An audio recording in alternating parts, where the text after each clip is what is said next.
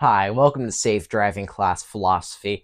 Today we'll be learning about utilitarianism. Now, I know it seems hard, but trust me, it isn't that bad. Unless you don't have a brain, you kind of need one for philosophy. So if you're ready to get your brain cows milked, let's get going.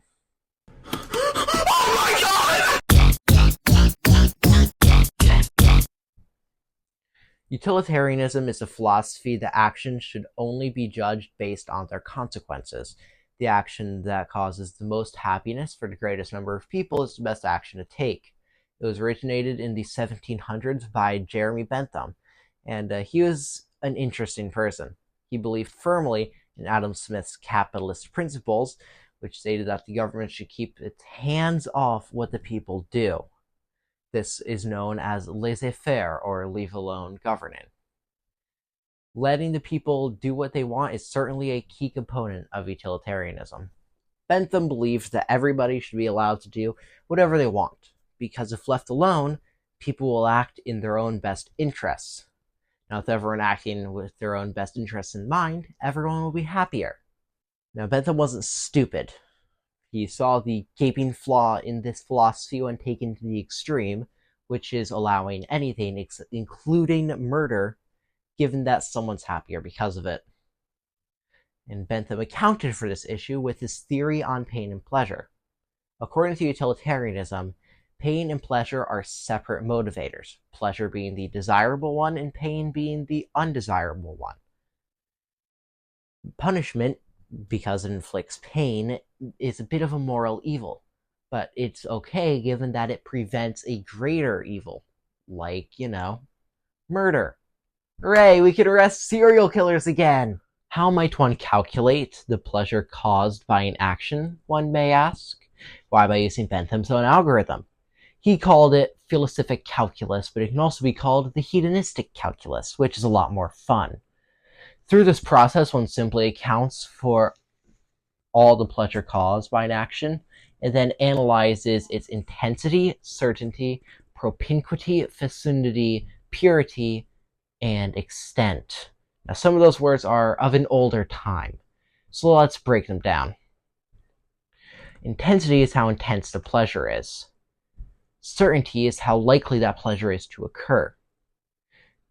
Propinquity, a close synonym to proximity, is in how long the pleasure will occur.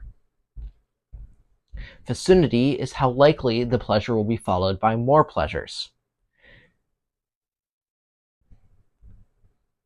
Purity is how much pain is mixed in with the pleasures, and extent is how many people the action will affect. Now repeat the whole process for pain, put two numbers next to each other, figure out which one's bigger, and then repeat that for every other action, and pick the one with the best pleasure to pain ratio.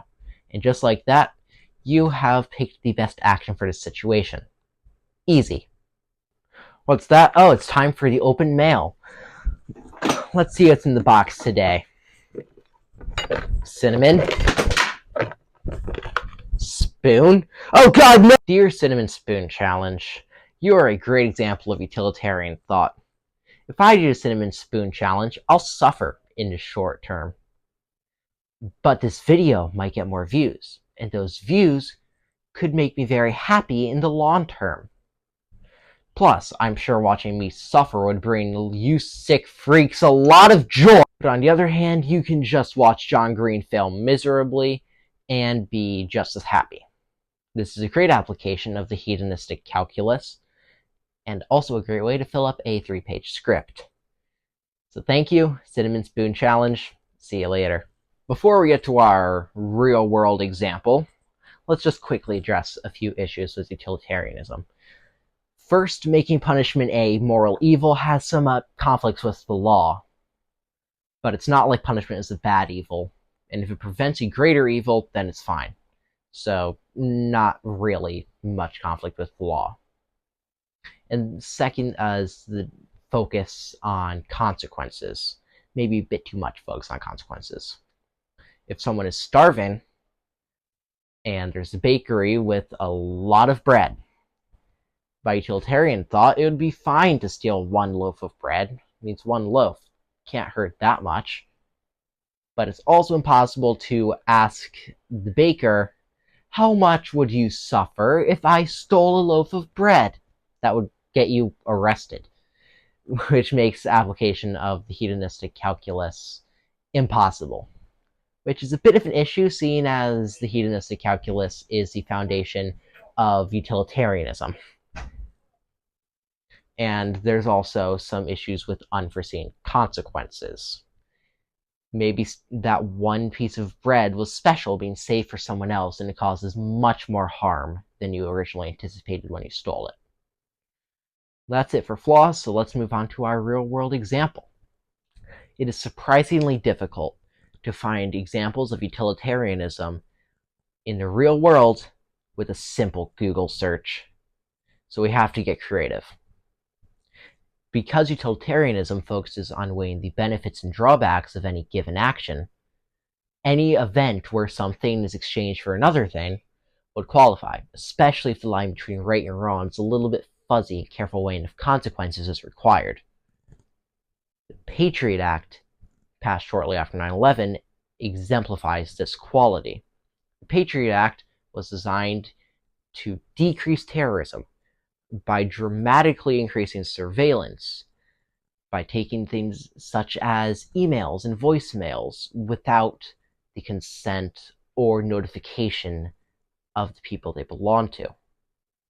Now, to actually access the emails and voicemails, they would have had to be in storage for 180 days, but the log of, say, who you called or who emailed you is available anytime. Previously, this would have required a warrant. Per contra, under the Patriot Act, it only needs reasonable suspicion that it might help with the investigation.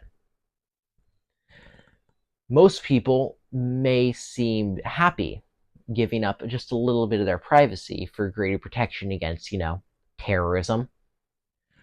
But this security came with a catch. That catch being a dramatic reduction in barriers between the spread of data between different intelligence agencies. This led to many concerns about spying on Americans. So maybe it didn't cause the greatest happiness for the greatest number of people. It was probably passed purely because of the panic caused by 9/11. In conclusion, utilitarianism is a philosophy centered around what is best for the world. If something brings happiness to many people, it is a good thing to do. Whereas if it brings pain to many people, it's probably best to avoid it. This is what makes it my favorite of the philosophies available for this project. While it is flawed, which philosophy isn't? Hobbes argued that without a totalitarian government, humans descend into chaos and murder. Locke believed a little bit too much in the good of man, not holding up after Lord of the Flies. Thanks for watching, and I will see you next time on Safe Driving Course.